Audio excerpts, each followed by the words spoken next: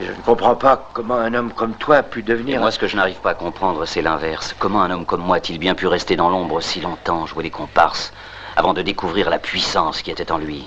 Parce que, te rends-tu compte de ce que peut faire un homme intelligent dans un pays comme celui-ci, où les hommes les plus frustes et les plus ignorants ont pu s'imposer et réussir? Je m'en rends compte, mais toi, tu ne sembles pas avoir conscience de ce que tu es. Tu te crois fort, mais tu es un faible en réalité. Tu n'as pas su profiter à fond des leçons que tu as reçues, Wallace. Tu n'as rien compris à ce qu'est la violence. Un violent, quand il est seul, s'appelle un hors-la-loi. Quand il y en a 100, c'est une bande. Quand ils sont 100 000, c'est une armée. Ce n'est pas plus compliqué. Il suffit de franchir les limites de la violence individuelle qui est criminelle pour atteindre la violence de masse qui fait l'histoire.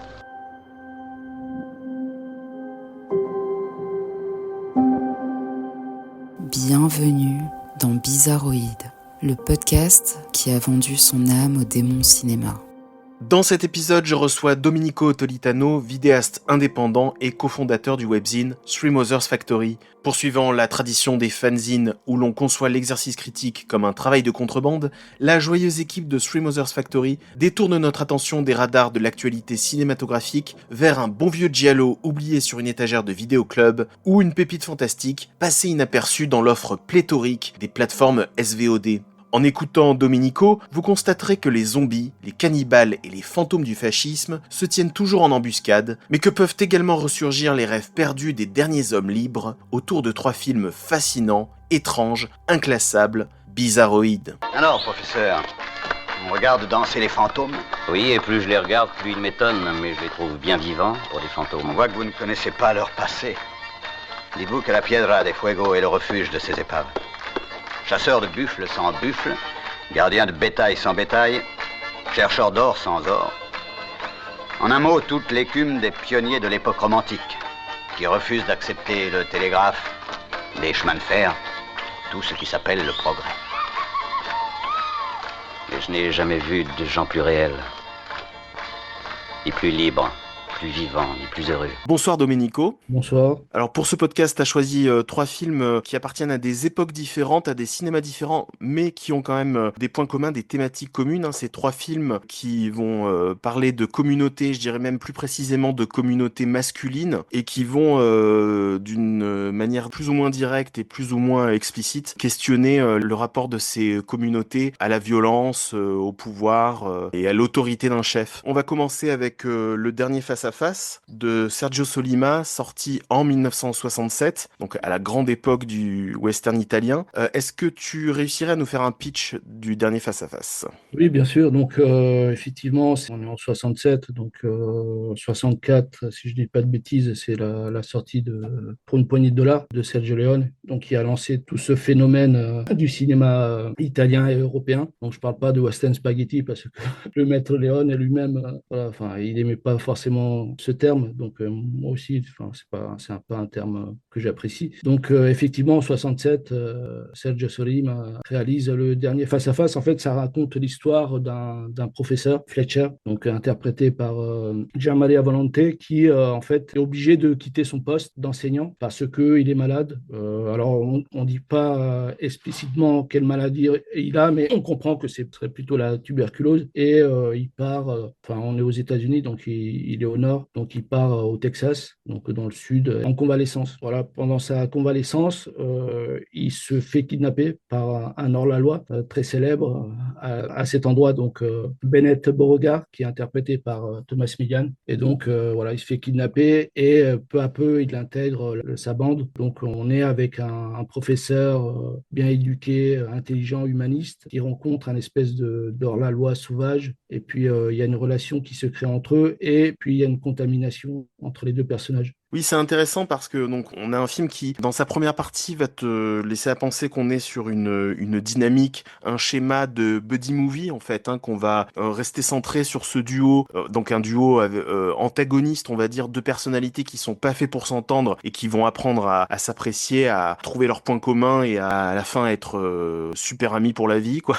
L'histoire d'une amitié qui se crée malgré les différences. Et finalement, le film va bifurquer vers quelque chose de beaucoup beaucoup plus complexe et de moins directement divertissant pour questionner justement leurs différences de manière beaucoup moins optimiste, j'ai envie de dire. Hein. En fait, le film, j'ai l'impression, bifurque aussi quand ces deux personnages ne sont plus simplement isolés dans une relation seulement en duo, mais vont rencontrer d'autres personnages qui viennent de l'entourage de Beauregard, en fait. Et c'est là que les choses vont se compliquer, et puis on va aller vers ensuite toute une communauté, comme je le disais dans l'introduction, de personnages mis au banc de la société, des gens qui ont été exclus de l'histoire de l'Amérique, en fait, hein, de la conquête de l'Ouest. Donc on a une sorte de faux buddy movie, d'une certaine façon. Je sais pas si toi tu le vois comme ça, et si c'est comme ça que toi le film t'a intéressé. Moi, en fait, tous les films, enfin, c'est ma façon peut-être aussi ma formation d'historien, qui est ma formation première. Voilà, enfin, tous les films, je les mets dans leur contexte. Donc, à la fois le contexte du film, mais aussi le contexte de production. Donc, on est en Italie, on est en 67. Donc, on est en plein début des années plomb. C'est un pays qui est traversé par des crises sociales, politiques. Il y a des très forts antagonismes entre le Parti communiste qui est très puissant, il y a la démocratie chrétienne qui maintient une espèce de statu quo politique, il y a des mouvements d'extrême droite, il y a des mouvements d'extrême gauche. Donc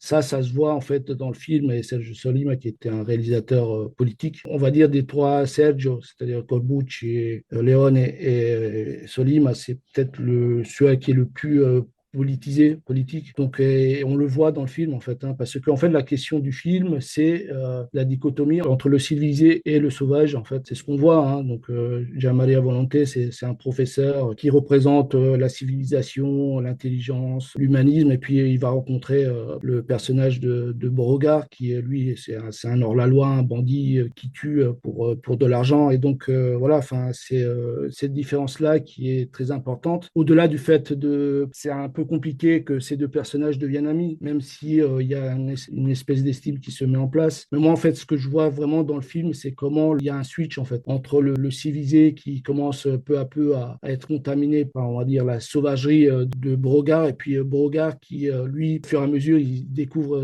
une humanité peut-être qu'il n'avait pas conscience, quoi. Au-delà de ça, c'est comment, en fait, on bascule peu à peu dans l'autoritarisme, et on peut le dire, hein, parce que c'est l'époque, hein, et dans le fascisme. En fait, c'est vraiment ce discours-là qu'il y a dans le dernier face-à-face de Solim. Donc moi, je le vois plus comme ça, tu vois, que simplement une rencontre entre deux personnages, quoi. C'est vrai que on voit clairement les intentions politiques de Solima derrière un récit qui se veut très divertissant de prime abord. Hein. On est sur un cinéma qui est un cinéma d'exploitation à l'époque, hein, qui est un cinéma de masse, un cinéma qui répond aux horizons d'attente du public. Et donc derrière l'envie de faire un film qui est rythmé, où il y a de l'action, où il y a parfois de l'humour, même si là on est encore j'ai envie de dire, dans la première époque du western italien. On va pas encore arriver vers quelque chose qui est plus comique, qui est plus bouffon, qui est plus dérisionnel et qui pousse les codes jusqu'à parfois s'en moquer, ou en tout cas ouais, les traiter avec dérision. Donc là on est encore sur quelque chose d'assez sérieux, mais aussi donc qui se veut oui, très enlevé, très rythmé, avec des séquences d'action et avec tous les motifs qu'on attend du genre. On a d'abord le titre, hein, le dernier face-à-face, qui va évoquer forcément le fameux duel sous un soleil plombant. On a une attaque de banque, on a des cavalcades, on a voilà différents passages obligés, j'ai envie de dire figures imposées du genre. Mais tout est effectivement disposé dans le récit pour mener vers la parabole politique que cherche à mettre en place Solima. C'est ça qui est très intéressant. Solima et son co-scénariste Sergio Donati, hein, qui est vraiment un staccanoviste du cinéma d'exploitation italien des années 60, 70 jusqu'aux années 80. Il a touché un peu à tout, hein, du western, de la comédie, ça va jusqu'au film de cannibale ou de zombie dans les années 80. Donc c'est vraiment quelqu'un qui a traversé comme ça le cinéma de genre italien durant, on va dire, les 2 décennies durant lesquelles le cinéma d'exploitation italien était en pleine forme et était très productif. Je sais pas toi si tu connais les coulisses de la création du projet, mais je pense que peut-être que Donati était davantage en charge de justement du schéma d'une canevas du western, et peut-être que Solima était là pour écrire ensuite la couche supérieure du récit avec vraiment une dramaturgie plus précise et justement ces touches politiques. On a vraiment une pépite pour moi dans un cinéma de genre. C'est un cinéma qui assume complètement le genre dans lequel il est et qui réussit, oui, à disposer les différents événements que tu attends dans le genre pour faire monter en parallèle de la tension du récit, faire monter aussi une idée sous-jacente politique. Donc je trouve que c'est très réussi dans cet exercice, c'est-à-dire qu'on perd jamais de vue ce qu'on attend attend du western, et on perd jamais non plus de vue le sous-texte et ce qui va faire l'originalité aussi du film dans sa deuxième partie, qui va déconstruire les figures, qui va déconstruire les relations classiques auxquelles on peut s'attendre entre les personnages, et mener vers quelque chose de plus inattendu. Enfin, moi, je trouve vraiment que la dernière partie du film, hein, le dernier tiers du film, vraiment, je m'attendais pas à ce qu'on aille dans cette direction et que les choses arrivent à front renversé, et que les décisions ne soient pas du tout celles qu'on attend du héros, du anti-héros, du hors-la-loi, du hors-la-loi mais qui a un bon fond, qui a un grand cœur. Voilà, on pourrait avoir une formule très classique comme les Américains les ont installées dans le cinéma américain et dans, j'ai envie de dire, l'inconscient collectif global, quoi, y compris pour nous Européens. Et c'est là que c'est intéressant, ce western italien, c'est qu'on est dans un film qui, au-delà de ce côté formel avec les par-dessus pleins de poussière, la sueur, un côté un peu plus crade, un côté un peu plus rugueux dans le traitement visuel, et aussi beaucoup plus ambigu dans les valeurs et dans les figures de cet Ouest américain. Oui, c'est sûr que contrairement au western américain où les figures du style, après c'est aussi lié à la mythologie de la construction du pays des États-Unis. C'est la civilisation qui vient et qui dompte l'Ouest. Le western européen, en fait, le western italien, c'est au contraire, c'est une contamination. Hein. Là, on le voit très bien. Hein. C'est le civilisé qui arrive dans l'Ouest sauvage et qui est confiant, enfin, dans sa supériorité d'homme civilisé, dans ses pensées, dans son intelligence. Et puis, peu à peu, il est contaminé. Parce que, effectivement, au-delà du discours, qu'est-ce que c'est un homme civilisé, qu'est-ce que c'est un homme sauvage, on se rend compte que, voilà, il n'y a pas forcément des convictions. Et dans le film, à un certain moment, quand il torture un des agents de la Pinkerton, l'agent lui dit, bah, tu es civilisé chez les civilisés, et puis tu es sauvage chez les sauvages, quoi. Voilà, enfin, c'est pas forcément des convictions, mais en tout cas, je pense que, voilà, effectivement, il y a une des grosses différences entre le western américain et le western européen, c'est que c'est très peu manichéen, en fait, le western européen. Et puis, voilà, enfin, on le voit très bien. Moi, je pense qu'après tout le cinéma de genre italien, en fait, il fonctionne sur la contamination. Après, c'est clair dans les films de zombies, mais même dans le western, en fait, je le vois comme ça, quoi. C'est qu'il n'y a pas de discours manichéen, bah, ça se voit tout de suite. Hein. On a des héros qui sont des anti-héros, quoi. Enfin, ils sont pas tout propres. Après, ça, c'est devenu un cliché du western italien ou européen, du cow-boy sale, méchant, affreux, sale et méchant, on va dire, comme avait fait Scola. Oui, oui, la facilité, la espèce de pente glissante assez facile dans laquelle le personnage de Fletcher va tomber. Il y a ce côté surprenant dans le film parce qu'on a l'impression que ça arrive de manière assez précipitée, mais à mon avis, effectivement, c'est parce que Sollima veut montrer que ça peut aller très vite, en fait. La perte de repères moraux d'un personnage, en fait, la désinhibition par rapport à la violence, en fait, c'est un personnage qui apprend que pour survivre dans l'Ouest, il faut savoir user de violence physique, alors que lui, ce n'est pas quelqu'un qui était prédisposé à ça, qui utilisait d'autres armes, sa culture, son intelligence. Et il y a un moment, il va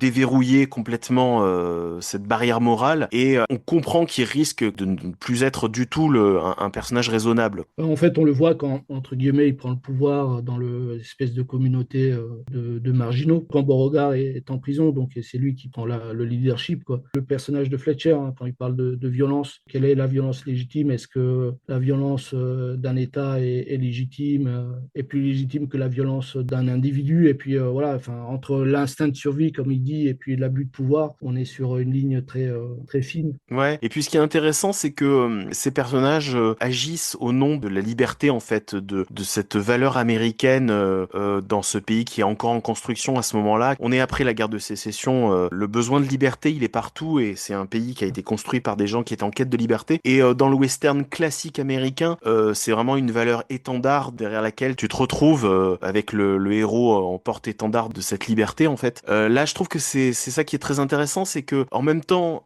Sollima parle de cette liberté et la traite parfois avec romantisme, et cette communauté de personnages marginaux, elle est très touchante, et puis elle est très agréable à suivre. Et d'un autre côté, tu te dis que effectivement, ce rêve de liberté peut vite tourner à une espèce d'individualisme jusqu'au boutiste, et c'est dans ça aussi que bascule Fletcher, et c'est là que les choses vont se gâter, en fait. C'est quand un personnage avance en prétendant que il est dans son bon droit, et que il y a un ennemi autoritaire à combattre, il y a le carcan d'une société, et c'est pour libérer, en fait, les autres qu'il agit de cette façon-là, sauf qu'il agit avec la force physique, il agit avec la violence, et donc tu te dis, ben finalement, est-ce que tu vaux mieux que ce que tu penses être le système en face de toi, ce que tu penses être les carcans en face de toi qui sont supposés écraser ton individualité, écraser ta liberté propre. C'est là toute l'ambiguïté du film aussi, quoi. Effectivement, ces marginaux, ben oui, c'est des voleurs, c'est des hors-la-loi, mais voilà, ils utilisent la violence, mais c'est une violence qui leur permet en fait de survivre. La violence de Fletcher, qu'il utilise, et la violence aussi des grands propriétaires. Hein. Tu vois, quand il envoie la milice pour Ah oui. massacrer, voilà, c'est une violence qui est faite pas pour survivre, en fait, voilà, c'est une violence qui est faite sur des personnes qui sont plus faibles, sur des humbles, et donc voilà, je pense que c'est toute la question aussi entre la violence d'un État qui se dit civilisé, parce que effectivement, je pense aussi que voilà, au-delà du contexte italien, il y a aussi le contexte international hein, dans lequel on est en 67, donc il y a encore la guerre du Vietnam. Donc je pense que tout ça est présent dans la tête de Sollima et c'est présent aussi dans le cinéma de genre italien. Donc on voit très bien ce discours-là entre la violence qui est une violence pour survivre et puis la violence qui est là pour défendre des intérêts de groupes ou de personnes qui sont déjà dans une position de privilégié, quoi. Oui, oui, c'est une violence qui est déjà institutionnelle d'une certaine façon, même si l'État américain est en train de se construire et que là, comme tu dis, on parle de milice. Et d'ailleurs, c'est intéressant parce qu'il y a un troisième personnage dont on n'a pas parlé. En fait, il y a presque une relation triangulaire dans le film, puisqu'il y a un autre personnage qui est joué par William Berger, c'est ça le nom de Oui. cet acteur, qui est un personnage aussi très intéressant parce que lui, justement, il est censé être l'antagoniste face à ce duo. Si on pense qu'on va être sur la formule d'un buddy movie, on se dit que le dernier face-à-face du film, ça va être contre ce personnage, et c'est ça qui est très intéressant, c'est que le face-à-face ne se passe pas du tout comme on l'attend. Il est intéressant ce personnage parce que c'est pas non plus un personnage manichéen, lui non plus dans ses intentions envers Fletcher et Beauregard. Hein, finalement, il a pas toute notre détestation. On se rend compte à la fin qu'il est là lui aussi au gré des circonstances et qu'il utilise la violence et il est du côté des dominants, mais on n'a pas l'impression que lui est un individu malveillant envers les autres. Il est là au gré des circonstances et la fin le rachète presque. En tout cas, j'ai l'impression que Sollima s'en prend vraiment, comme tu dis, aux grands mouvements en fait qui nous conditionnent, à des grands mouvements collectifs, mais pas forcément aux individus qui sont dans ces mouvements. Effectivement, Siringo, il est entre les deux. C'est effectivement un agent de Pinkerton. Donc, effectivement, il est à la fois du côté de la loi. C'est aussi une agence privée. Donc, il est là pour arrêter Beauregard. Mais en même temps, effectivement, à la fin, il se rend compte de cet hors-la-loi qui s'humanise de plus en plus. Donc, plus qu'un duo, c'est un trio. C'est peut-être plus un face-à-face par rapport à deux types de violences particulières. Je sais pas, plus que face-à-face entre deux personnages. On peut le voir de cette façon-là. Et on n'a pas parlé de Thomas Milan, qui est quand même un acteur super intéressant. Toi, tu connais bien le cinéma italien de Oui. cette époque, mais c'est vrai que c'est quelqu'un qui a un profil, comment dire, versatile de film en film, quoi. Bah, Thomas Milian, c'est effectivement c'est la figure du ce qu'on a enfin, un sous-genre du western italien qui est le western de Zapata, qui prenait le contexte de la révolution mexicaine pour faire une métaphore de ce qui s'est passé en Italie, hein, clairement. Voilà, au-delà du western, c'est une des grandes figures, en fait, un des grands acteurs du cinéma de genre italien. Il a aussi évolué avec son personnage de policier, enfin très vulgaire, de Giraldi. Je ne sais pas Ouais, si tu vois. ouais, je vois, ouais. Donc, en vrai, on a deux très grands acteurs, Gianmaria Volonté et puis Thomas Milian. Donc, il y a aussi un face-à-face entre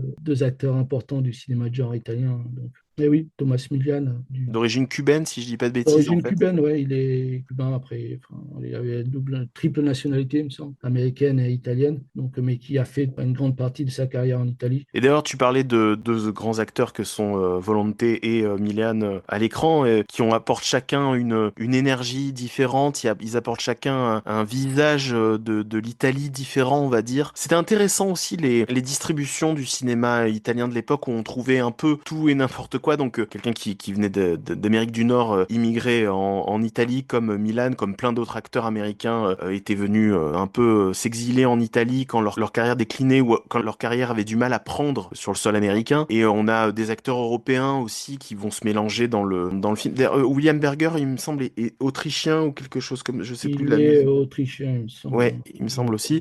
Et donc on a ce mélange de nationalités, on a ce mélange de profils qui donne des trucs très intéressants. Et ça m'a fait penser, tu vois, au Grand Silence de Oui. Sergio Corbucci, où on a Klaus Kinski face à Jean-Louis Trintignant. Oui, Donc oui. on a vraiment deux énergies très différentes à l'écran et deux noms qui vont évoquer des cinémas assez différents qui se rencontrent. Et je trouve qu'il y a aussi ce charme-là dans le dernier face-à-face. Alors, pour moi, hein, tout le cinéma italien est du cinéma de genre. Ouais. Il n'y a pas cette opposition un peu, on va dire, artificielle qu'on a mis en France, c'est-à-dire cinéma d'auteur et puis le reste. En Italie, il n'y a pas ça. Tout le cinéma est du cinéma de genre, en fait. Il se trouve que tu as de très, très bons techniciens qui, à un certain moment, en fait, de donner de leur carrière, ils ont pu, en fait, s'exprimer. En s'exprimant, en fait, ils ont donné des chefs-d'œuvre du cinéma, tout simplement, au-delà du genre. Donc, il y en a eu dans le western, il y en a eu dans le cinéma d'horreur, il y en a eu dans le péplum, il y en a eu dans le fantastique. Donc là, on a Sergio Solima, mais dans le western, on a Corbucci quand il fait Django ou Le Grand Silence, comme tu l'as dit. Tu as aussi de très, très grands acteurs. Donc tu parlais de Trintignant, de Kinski, on a Giammaria Volonté, qui est un des plus grands acteurs du cinéma, tout court, pour beaucoup de personnes, moi y compris. Donc c'est ça, je pense, la grande force du cinéma italien, au-delà du cinéma de genre, tu vois. C'est qu'il n'y avait pas d'a priori, comment dire, séparation entre cinéma Ouais, d'auteur, hiérarchie, ouais. voilà, tu vois. Et c'était à la fois du cinéma de genre et à la fois du cinéma d'auteur, tu vois. Avete ascoltato una voce ben più degna della mia?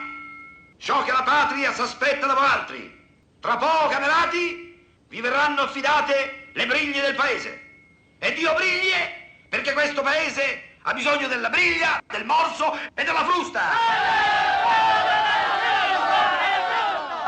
Ordine, obbedienza, disciplina. Basta con l'antistorica uguaglianza. Ma che vuol dire? Ma perché un ingegnere deve essere uguale a un muratore? Madonna d'un Dio! Soltanto i coglioni sono uguali l'uno all'altro! Bravo! On va passer à Nous voulons les colonels, un film de Mario Menicelli sorti en 1973. Donc on reste en Italie, mais dans une autre temporalité, parce que là on va parler d'une Italie qui est contemporaine à la date de sortie du film. Est-ce que tu peux nous faire un pitch de Nous voulons les colonels? Bien sûr, donc Nous voulons les colonels, ça raconte l'histoire d'une bande de bras cassés fascistes qui, sous la direction d'un député appartenant à un parti fasciste de l'un des destres, donc la grande droite, qui essaie de fomenter un coup d'État. Donc en s'inspirant du coup d'État qui a eu lieu en 67 en Grèce, donc la dictature des colonels. Voilà, enfin ils essaient de fomenter un coup d'État en Italie, de renverser la République et de mettre en place une dictature fasciste. Sauf que effectivement, comme je l'ai dit, c'est pas forcément les plus malins, donc on verra bien que tout va capoter. Donc c'est clairement une comédie, hein, de Mario Monicelli, qui lui a lancé la comédie à l'italienne avec Le Pigeon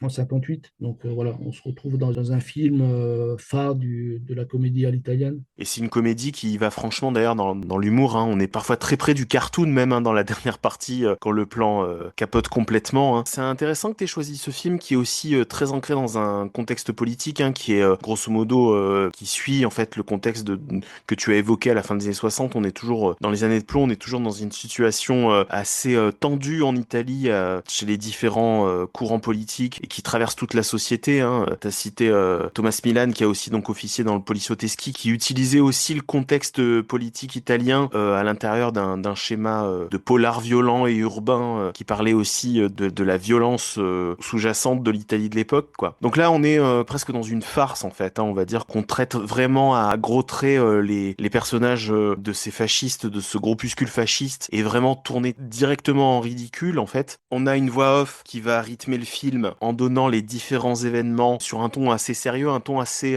journalistique, en fait, d'une certaine façon. Chaque étape du plan de ce coup d'État raté, sauf que à l'écran, en fait, il y a un décalage, c'est que on voit la nullité et le manque de préparation et le manque d'étoffe aussi des différents personnages qui interviennent dans ce coup d'État. Pour Monicelli, c'était aussi un moyen de faire une critique de la télévision. On le voit au début, hein, quand il y a cette espèce d'attentat fait à une statue et que, en fait, le journaliste qui est sur place, voilà, enfin, il évoque les faits, mais il veut pas se mouiller, hein, parce qu'on ne sait pas si c'est l'extrême droite ou l'extrême gauche qui a commis l'attentat. Et puis, tu vois que le présentateur vedette dans le studio, il interrompt le journaliste et puis, voilà, sans avoir de preuves, il dit oui, oui, non, c'est l'extrême gauche qui a fait ça, tu vois. Donc, effectivement, on a ce ton très journalistique, mais c'est pour Monicelli un moyen de critiquer en fait la télévision et la façon dont les informations sont traitées, quoi. Donc on voit ça au début et on voit ça à la fin, en fait. Donc pour Monicelli, c'était aussi un moyen de faire une critique des médias et que je pense est très actuel aussi.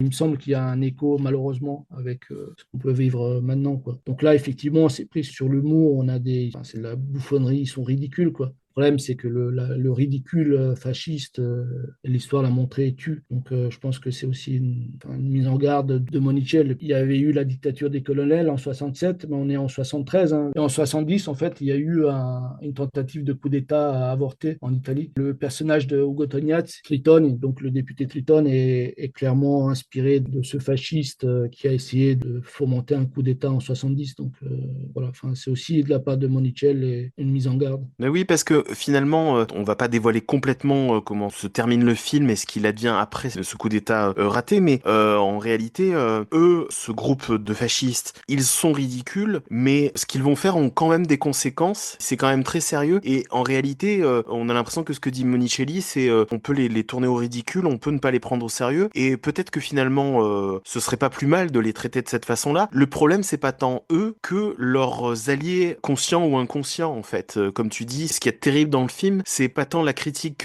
d'un groupe de fascistes ridiculisés, il y a même un côté presque pantalonnade, parce que Ugo Tognazzi joue un espèce de personnage en plus très libidineux qui saute sur la veuve d'un colonel. C'est un personnage très vulgaire en fait, hein. Il est présenté comme un personnage très vulgaire, tout le temps à s'éponger le front. Oui, donc on peut les tourner au ridicule. L'histoire en elle-même que nous raconte le film reste sérieuse. C'est ça qui est étrange, c'est qu'il y a un décalage entre les personnages qui sont présentés et les conséquences et les enjeux du film. Les enjeux du film sont sérieux et c'est vrai que les décisions des hommes politiques à la fin, suite à ce coup d'État, l'Italie qui se sent fragilisée, les médias, on a aussi un patron de presse à un autre moment qui intervient, on a un journaliste qui essaie de monnayer un scoop, enfin tout ce contexte dans lequel survient ce coup d'État, il est pas du tout ridicule, il est assez inquiétant en fait, hein. Et ça rappelle, comme tu dis, cette époque. C'est vrai qu'aujourd'hui on a une extrême droite identitaire en France qui parle de violences venues de l'extrême gauche, qui inverse en fait la rhétorique, un média qu'on citera pas ici pour pas lui faire de pub, mais qui harcèle différentes personnalités en prétendant que grosso modo, à part eux, tout le monde est d'extrême gauche, tout le monde est extrémiste et tout le monde est décadent en France. Ce média pourrait n'être qu'une espèce de fange, comment dire, ostracisée par le reste de notre société, sauf que elle trouve un relais chez des personnes qui ont un aspect beaucoup plus respectable dans les médias et dans le monde politique. Et c'est ça aussi le problème de l'époque, c'est en fait ce sont les complices d'une certaine façon qui font le relais de ces extrémistes. C'est sûr qu'à l'époque, il y avait vraiment une peur dans la société italienne et dans les milieux de gauche, c'est que le pays, l'Italie, bascule dans un régime autoritaire. Donc il y avait l'exemple de la Grèce, mais il y avait aussi l'exemple du Chili, hein, en 73, si je ne dis pas de bêtises. Je veux dire, il n'y a pas eu forcément de défascisation, je ne sais pas comment on pourrait appeler ça, puisqu'en fait, tout de suite après la Deuxième Guerre mondiale, le parti fasciste qui avait été interdit, ça s'est transformé en MSI, donc le parti néo-fasciste. Donc il y avait beaucoup de nostalgiques du fascisme qui étaient là. Donc effectivement, je veux dire, il y avait ce danger-là. En parlant de Ugo Tognazzi avait déjà joué on va dire un fasciste entre guillemets, hein, dans le film de Dino Risi, La Marche sur Rome. C'est un film dans lequel Ugo Tognazzi, en fait, il joue un paysan assez naïf. Il y a Vittorio Gassman qui joue aussi dedans. En fait, tous les deux, ils décident de s'engager dans le parti fasciste. On est juste avant la Marche sur Rome, hein. Donc ils décident par opportunisme d'adhérer au parti fasciste. Et puis en fait, à fur et à mesure des événements, le personnage d'Ugo Tognazzi, il a une espèce de liste, tu vois, donc sur lesquelles il a marqué toutes les promesses faites par le parti fasciste. Et à fur et à mesure, en fait, il se rend compte que en fait, toutes ces promesses-là ne sont pas tenues. Donc il les barre à chaque fois, durant tout le film. Et à la fin, en fait, il se retrouve à participer à la marche sur Rome. Donc le parti fasciste menace la capitale d'invasion. Sauf que, en fait, tu vois très bien dans le film que les fascistes, c'était trop appelés, il n'y avait pas les moyens d'envahir Rome, quoi, puisqu'en face, en fait, ils se sont retrouvés avec l'armée italienne. Et puis, Ugo Tognazzi et Vittorio Gassman, en voyant la situation, ils décident de se barrer, quoi. Sauf que, en fait, le roi d'Italie reçoit l'appel des grands industriels qui demandent à ce que, en fait, le roi donne les clés du gouvernement à Mussolini. Et donc, en fait, les fascistes rentrent dans Rome. On voulait que les fascistes prennent le pouvoir parce qu'on était dans une période où il y avait des mouvements de grève dans les usines. Il y avait la peur du montée du communisme. Et donc, en fait, voilà, ces deux personnages-là qui se retrouvent même là du côté des perdants. Et donc, en fait, c'est là où je voulais en venir, c'est que tu vois très bien aussi dans Nous voulons les colonels que, en fait, si si les fascistes ou si un gouvernement autoritaire peut arriver, c'est parce qu'il y a des appuis, en fait, des appuis du capital, il y a des appuis politiques extérieurs. Donc, c'est des bouffons, mais si tu leur donnes les moyens, ils peuvent se révéler, comme ils sont révélés dans l'histoire, très dangereux. Pour l'Allemagne, ça a été un peu le cas aussi. Les nazis ont dit qu'ils sont arrivés au pouvoir par les urnes, pas vraiment en fait, par un jeu d'arcane politique. Ils ont fini par obtenir le pouvoir grâce à des alliés qui leur ont laissé la place. Ça rappelle aussi la situation que tu décris pour l'Italie fasciste. C'est intéressant ce que tu dis parce que le film, on voit qu'ils ont des appuis un peu partout. On va passer en revue en fait les différentes castes de la société en fait. On a des industriels, on a bon alors les militaires. C'est vrai que c'est marrant parce que comme ils veulent des colonels, des généraux qui sont des nostalgiques du fascisme et pour montrer que du temps s'est écoulé depuis le fascisme, les colonels sont très vieux. Le film est rythmé d'enterrement en fait.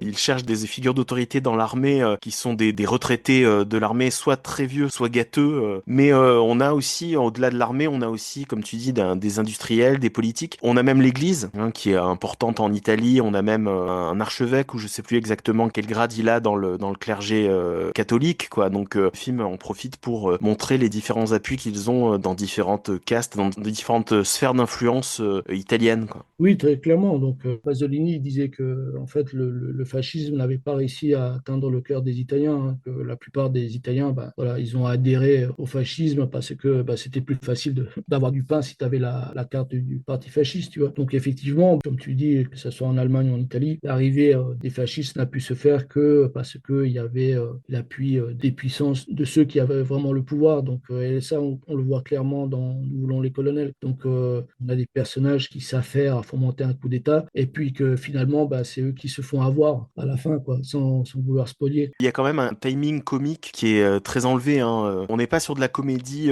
douce amère, dramatique. Quand on parle de comédie italienne, en réalité, on a plein d'auteurs très forts dans la comédie en Italie. C'est vraiment les meilleurs pour la comédie dans l'histoire du cinéma. Enfin, en tout cas, de mon point de vue à moi, on est vraiment sur quelque chose de très rythmé, de très gaguesque, avec des gags très appuyés. C'est un film qui va très très vite, qui parle très très vite, comme les Italiens savent le faire, comme Ugo Tonasi sait le faire à l'écran, voilà, avec cette espèce de rythme, d'énergie, et qui accompagne en fait la dynamique du projet des fascistes en fait. C'est une espèce de machine qui s'emballe comme ça et qui finit par dérailler à la fin, et le film donne cette impression-là en fait. L'engrenage commence à se détraquer quand il y a un coup de feu, une fusée lancée qui doit annoncer qu'une place forte a été prise par les fascistes et qui part trop tôt, et tout s'emballe en fait, réaction en chaîne et tout se détraque. Donc là aussi c'est quelque chose qui part pas avec le bon timing, c'est une espèce de grand train lancé à toute vitesse qui va se fracasser contre un mur en fait, si on devait trouver une image pour résumer la forme du film. Oui, c'est vrai que c'est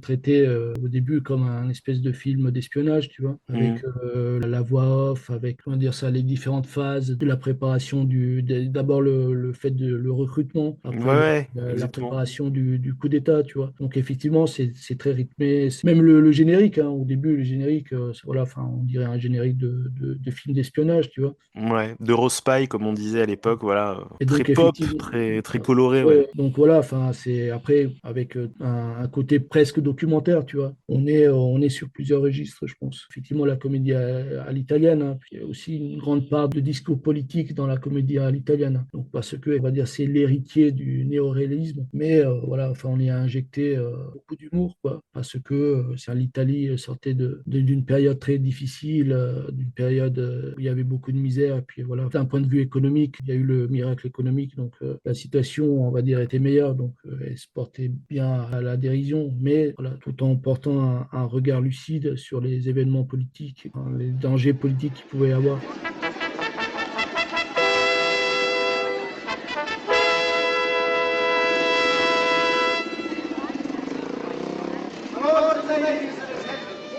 Welcome to the games at the court of Sir William the King. When T.H. White wrote down the magical tale of Barbara, the Round he called it The Once and Future King. Once, honor and nobility. In the future, they also reign. Et on termine avec Knight Riders, un film de George Romero sorti en 1981. Donc cette fois-ci, on quitte l'Italie et on se dirige vers les États-Unis. Est-ce que tu peux nous faire un pitch de Knight Riders de George Romero? Oui, donc Knight Riders, ça compte l'histoire d'une espèce espèce de communauté, on va dire, de marginaux, comme ça on peut l'appeler, mais c'est une troupe de cascadeurs itinérante qui va de ville en ville et qui présente un spectacle de cascade à moto. Et il s'inspire en fait des chevaliers de la table ronde et aussi un peu de Robin des Bois. Donc voilà, enfin, c'est une communauté qui essaie de vivre selon ses principes, qui sont des principes inspirés de l'anarchie, on va dire, et du mouvement hippie. Il y a cette espèce de liberté qu'ils défendent. Et puis voilà, ils sont confrontés avec la réalité matérielle, avec la corruption aussi des institutions. Et donc voilà, ça compte la lutte de cette communauté-là pour maintenir difficilement en fait ses idéaux et les défendre. Donc on est en 81. Je pense que c'est peut-être le film le moins connu de Romero. Moi, je pense que c'est un de ses meilleurs. Moi, je l'avais découvert à l'époque sur une chaîne, je ne sais pas si elle existe encore,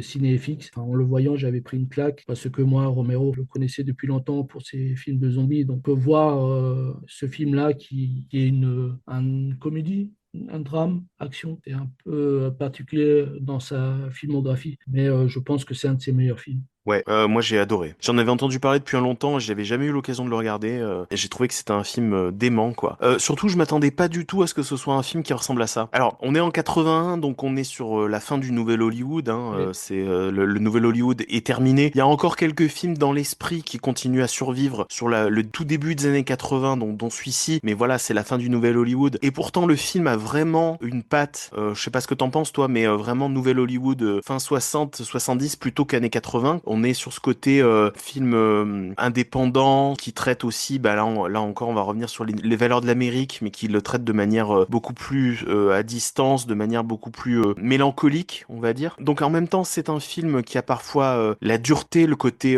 cinéma vérité du Nouvel Hollywood, et en même temps qui est aussi un film très divertissant dans sa forme. T'as dit les mots comédie, action, drame, je dirais même que au-delà de ça c'est même aussi une épopée en fait. C'est-à-dire que les personnages se croient être des personnages de romans épiques, de chevalerie, et le film leur offre l'occasion de l'être. Là, pour le coup, c'est intéressant parce que c'est aussi un film sur une communauté qui repose aussi sur des valeurs viriles, je dirais, même s'ils sont beaucoup moins détestables que les fascistes dont on parle du premier film, mais c'est aussi une communauté d'hommes, des amitiés entre hommes, même s'il y a des femmes qui gravitent autour de cette communauté, mais là, ils sont pas du tout traités de manière avec dérision, c'est-à-dire qu'il y a un décalage complet à l'écran de voir ces personnages qui sont sur des motos, qui sont dans l'Amérique contemporaine à la sortie du film et qui en même temps ont des homes avec des coiffes, des panaches, portent des étendards, des lances, des épées, des armures entières comme ça. Et on a une musique aussi qui accompagne le côté médiéval, hein, qui joue à fond la carte de la musique chevaleresque, quoi. On a l'impression qu'on est en train de regarder Ivanhoe ou un récit sur la table ronde, effectivement, quoi, ou Robin des Bois, comme tu disais. Et en fait,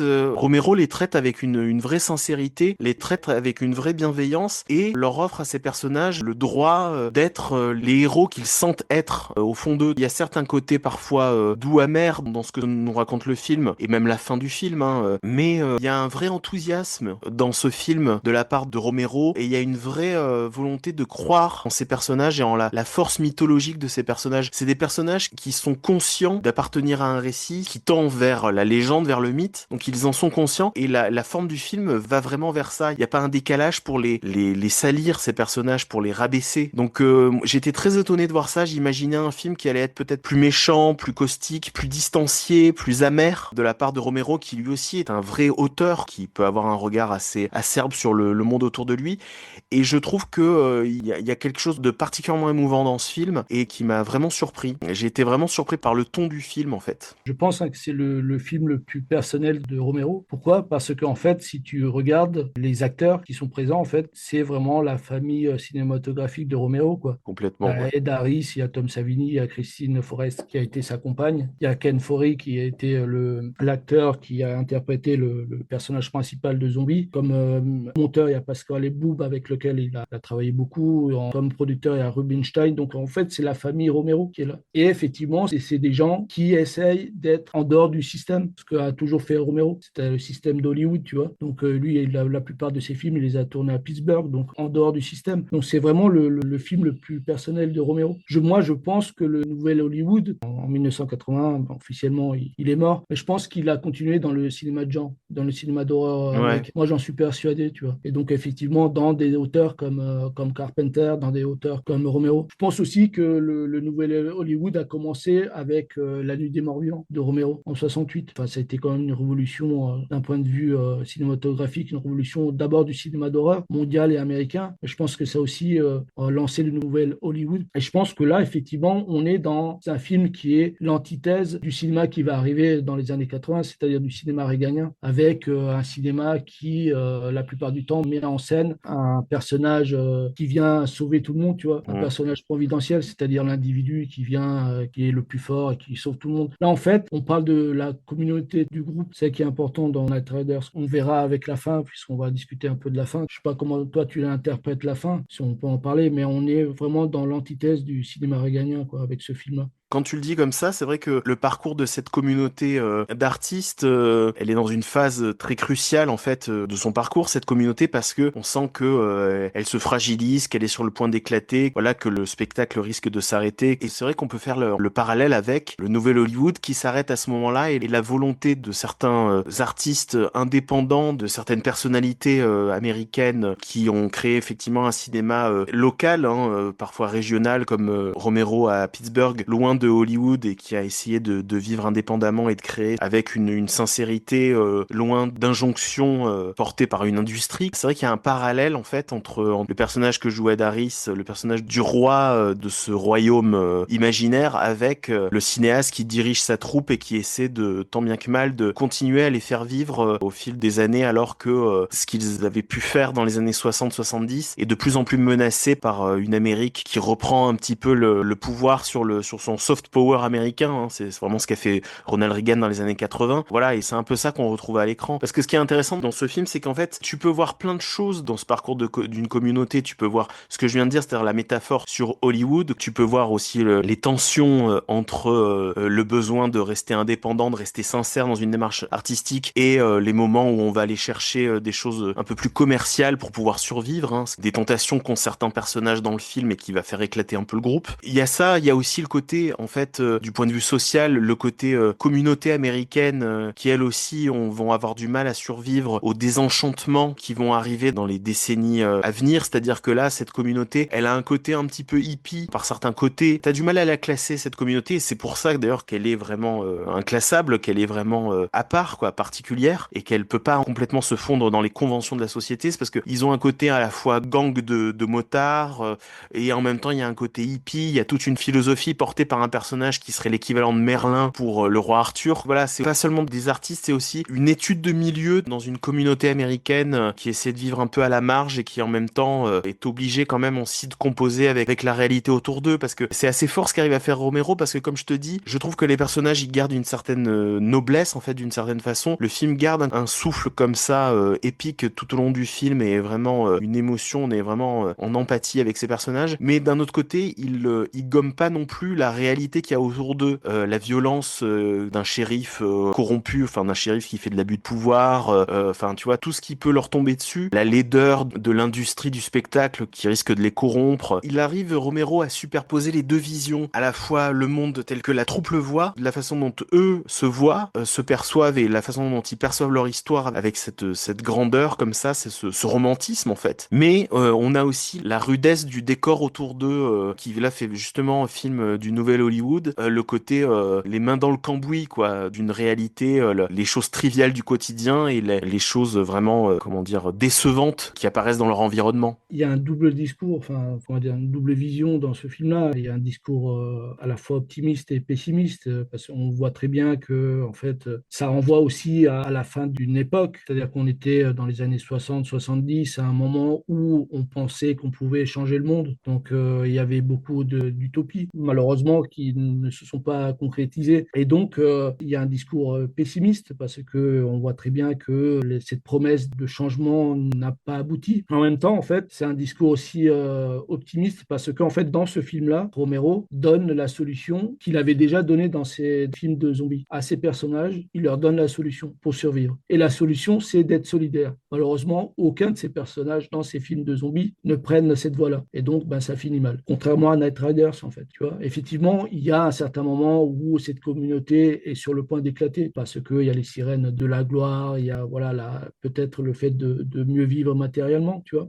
Mais le roi, interprété par Ed Harris, il a confiance en ses hommes, donc il les attend. Voilà, parce que ces personnages-là qui s'en vont, et ben, il faut qu'ils se révolutionnent eux-mêmes, tu vois ce que je veux dire, avant d'attendre une révolution de la société. Donc et voilà, il faut qu'ils affrontent leur quotidien, leurs difficultés et qu'ils surmontent tout ça. Quand tu vois la fin, je veux dire, je pense que c'est une fin optimiste avec le dernier plan où tu les vois en train de partir de nouveau de parcourir les routes en souriant, tu vois, malgré ce qui s'est passé la scène d'avant, tu vois. Mais qui, pour moi, en fait, l'interprétation, c'est qu'il y a un très grand sacrifice de la part du personnage de Hadaris qui était nécessaire pour leur donner vraiment la liberté. Donc peut-être, effectivement, il y a un parallèle à faire entre le personnage d'Hadaris et Romero, tu vois. Mais je pense que c'est aussi un discours qui est une antithèse du cinéma réganien, quoi. C'est que les gens, ils doivent mener leur vie. C'est eux qui doivent se révolutionner plus que le fait de suivre un leader. Oui, mais je suis d'accord, et c'est là qu'on en revient d'ailleurs aux deux autres films, la thématique commune du podcast. Je suis assez d'accord, et moi aussi, je vois la fin d'une manière, oui, triste par certains côtés, parce que, ben voilà,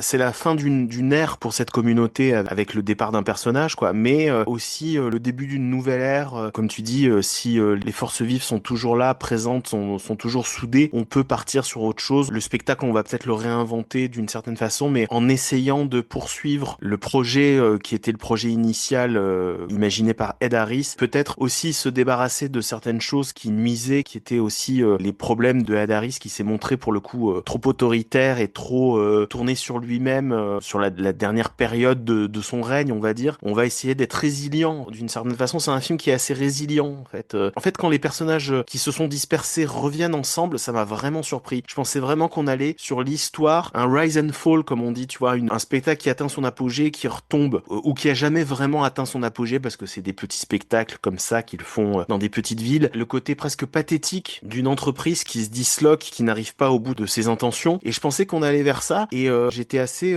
surpris effectivement par l'émotion qui se dégage de la fin du film et par sa résilience, quoi. Et je trouve que c'est vraiment magnifique ce qu'arrive à en faire Romero. On pense souvent aux zombies de Romero, aux films de zombies de Romero. Moi, je suis pas un dingue de films de zombies, même si je reconnais bien évidemment l'importance matricielle de La Nuit des Morts Vivants sur le cinéma, bien évidemment. Mais pour moi, quand je pense à Romero, vraiment, le premier film que j'ai en tête, c'est Martin, qu'il a fait peu de temps avant. C'est celui d'avant ou peut-être, non, entre-temps, il y a dû avoir Zombie, si je dis pas de bêtises, mais Martin, c'est 77. Et tu vois, Martin, c'est beaucoup plus cru comme film, c'est beaucoup plus dur. Alors là, pour le coup, on est vraiment dans quelque chose de macabre, hein, clairement, macabre, et vraiment, pour le coup, qui touche vers quelque chose d'assez pathétique dans cette représentation. Bah, justement, ça se passe à Pittsburgh, dans cette représentation sociale. C'est un film qui est assez déprimant, quoi. Moi, je le trouve génial parce que là, pour le coup, on a un personnage, on a l'univers mental d'un personnage qui est celui des vampires, et on a même certaines séquences, je sais pas si t'as Martin en tête, mais tu sais, il y a même des séquences qui sont tournées façon le Todd Browning ou un film expressionniste allemand, tu sais. Donc ça, c'est ce qu'il a dans la tête, et on voit que la réalité, elle est un peu pathétique, elle est glauque, quoi, voilà. Là, ce qui est marrant, c'est que Night Riders, tu as la vision que les personnages se font de leur monde, ce monde de chevalerie, qui est complètement là aussi en décalage avec l'Amérique contemporaine, comme l'univers gothique de Martin était en décalage avec sa petite banlieue de Pittsburgh, sauf que tu épouses leur vision. La vision va jusqu'au bout du film et agit vraiment sur la beauté, la noblesse du récit que ça raconte, tu vois. Donc Oui, c'est tout à deux fait. traitements, c'est deux Romero d'humeur différente, quoi. Pour moi, Martin et celui-ci. Et moi, en fait, je fais un parallèle entre ces personnages-là et en fait les zombies, les personnages de zombies de Romero. Puisqu'en fait, c'est les personnages de zombies en fait qui, au fur et à mesure des différents films de Romero, qui en fait rentrent dans cette solidarité-là. Quand tu vois Land of the Dead, en fait, tu les vois qui sont solidaires, les zombies, à un certain moment. Mhm. Donc, tu peux faire un parallèle entre ces personnages-là de Night Riders et les personnages des zombies qui, au fur et à mesure, en fait, commencent à s'humaniser à partir du jour des morts vivants, tu sais, avec le personnage de Boob, où son humanité commence à ressurgir, tu vois, Ouais. jusqu'à Land of the Dead.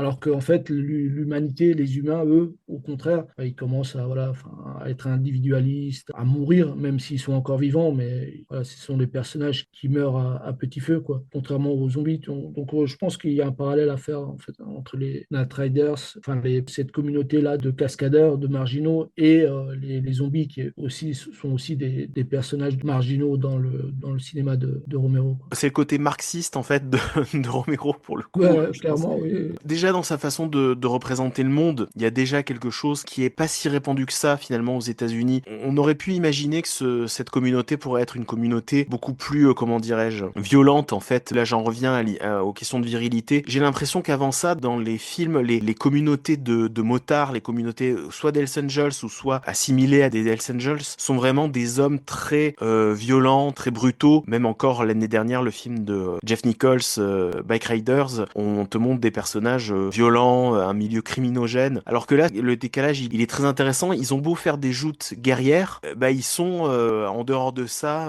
des troubadours, fumeurs de joint, enfin avec des personnages noirs, blancs. Il y a un personnage qui le dit à un moment. Il dit, je me rappelle avoir été en prison, je crois en Alabama, ou je sais plus de quelle anecdote il raconte, où il dit, on s'était battu avec une autre bande parce que voilà, il me reprochait de défendre les Noirs à l'époque où il y avait encore une ségrégation qui est encore très récente à ce moment-là aux États-Unis. Il y a tout ça chez Romero en fait que je trouve très intéressant. Même la figure féminine, tu vois, que joue donc justement Christine Forrest qui joue la mécanicienne. Même cette figure-là, tu vois, je trouve elle est très touchante. Enfin là, je spoil un peu, mais elle va être couronnée reine. Je trouve très beau aussi la façon dont il traite ce personnage-là qui correspond pas forcément à un cliché de la jolie fille que le motard embarque avec lui, tu vois, elle représente autre chose. Elle est sûre d'elle, elle est indépendante, elle est marrante et tout, et qu'elle soit là où elle en est à la fin du film aussi, je trouve ça très touchant. Il y a aussi quelque chose sur l'homosexualité d'un personnage, l'orientation sexuelle présumée d'un personnage. Enfin, je sais pas, je trouve qu'il y a vraiment quelque chose de très beau chez Romero à vouloir faire communauté avec plein d'individualités différentes et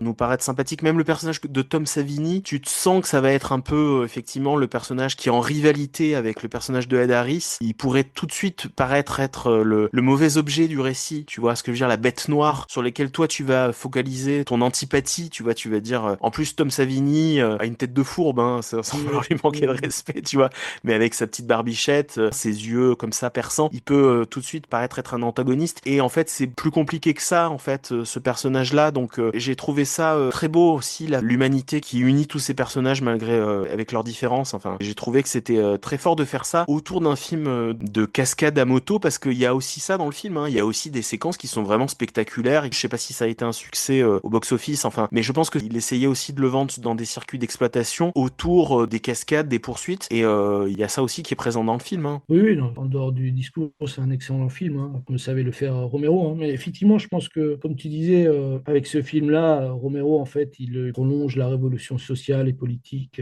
En tout cas, il la rend concrète, tu vois. Voilà, toujours en disant que, voilà, il faut d'abord que les gens, ils se révolutionnent eux-mêmes. Et les scènes que le personnage d'Ed Harris a avec le gamin, c'est le gamin qui vient lui demander un autographe au début, qui ouvre et qui ferme quasiment le film, où le gamin, voilà, au début, il veut l'autographe de son héros et Daris lui refuse, pas parce que, voilà, il a pas envie de lui faire un autographe, mais parce que, en fait, le gamin, en fait, il n'a pas besoin de héros, il doit être son propre héros. C'est un peu ce qu'il lui dit quand il rentre à l'école, alors tous les gamins sont debout en train de faire la espèce de prière au drapeau, là, et qui est interrompu avec Ed Harris qui arrive et qui donne l'épée au gamin. Je pense que ça parle de liberté, tu vois. Ça prolonge la révolution et la vision que Romero a, sa vision politique et sociale. C'est effectivement un film très politique, comme tous les films de Romero. Et c'est au-delà du politique, c'est un très grand film, tout simplement. Et un grand divertissement aussi. Had another dream. Is that right? Blackbird again. Same blackbird. Well, you get knocked around, you're bound to have some weird dreams, Billy. Come on, man. Look, man, you're supposed to believe in stuff like this. You say, man, if I didn't believe in magic, I'd still be treating gallbladders, prostates, and stuff like that. See, magic ain't got nothing to do with organs and glands and busted necks. Magic got to do with the soul, man. Only the soul's got destiny. It got wings. Indians can fly. That's magic. The body just got a few minutes down here in the dirt with the rest of us. You see things before they happen. That's probability. Some things is just sure to happen. Seeing them coming ain't nothing to get excited about. No, you taught me too good, magician. You taught me to believe that Blackbird's gonna get me.